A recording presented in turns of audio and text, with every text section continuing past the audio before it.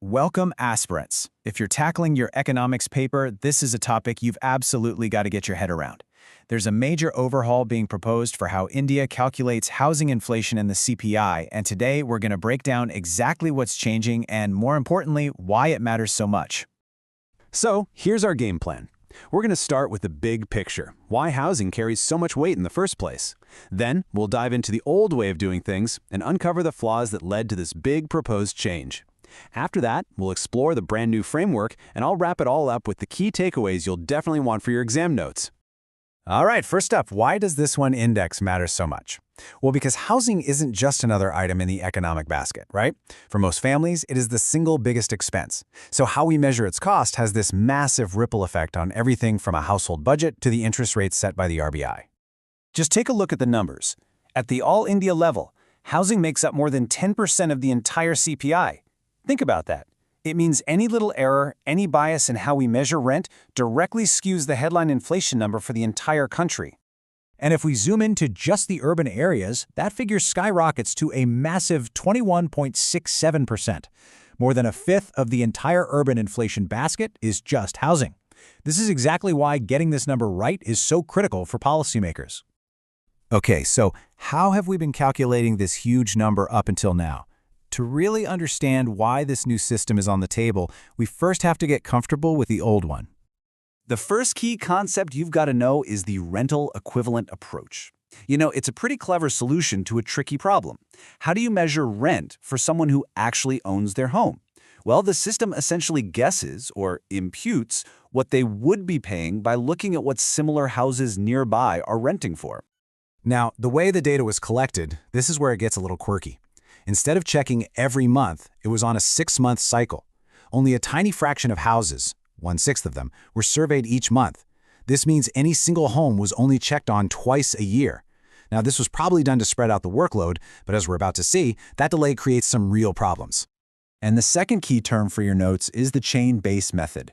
This has been in use since late 2013. Basically, instead of always comparing rent prices way back to the base year of 2012, this method links the current index to whatever it was 6 months ago. It's a way of tracking more recent changes, which makes sense in theory. So, this system has been in place for over a decade. But over time, the people who actually use this data, we're talking experts, the RBI, they started noticing some pretty serious cracks in the foundation, issues that were really distorting the true inflation picture. Now, this slide is kind of wild. It shows you just how shaky things were right from the very beginning. They used 3 different methods in the first year alone. First, it was just fixed, then they used a fixed base, then they switched to the chain base. This created this weird artificial jump in the index after May 2013 that had nothing to do with what was actually happening in the rental market.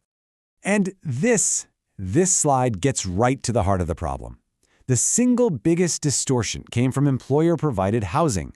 The system used the house rent allowance, or HRA, as a stand-in for rent. But HRA is tied to your salary, not the rental market.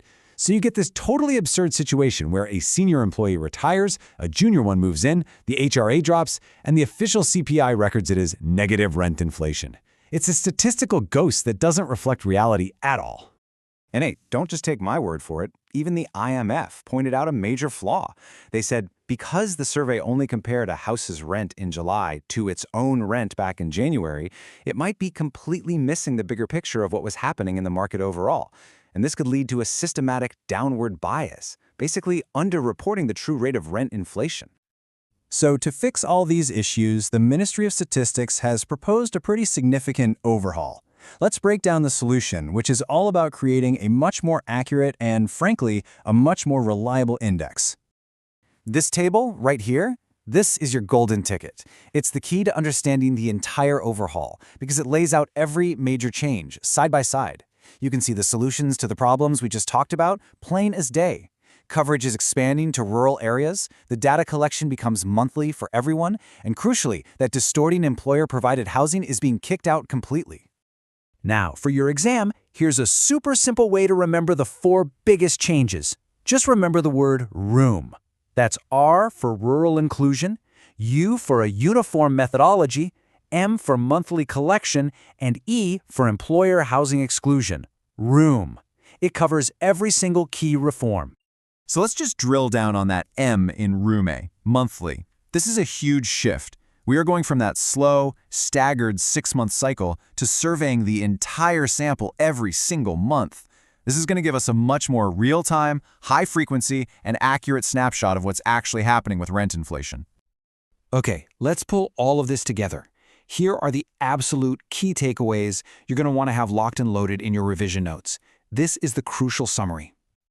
When you're thinking about the old system, remember these points. The key jargon, rental equivalent approach, and chain-based method.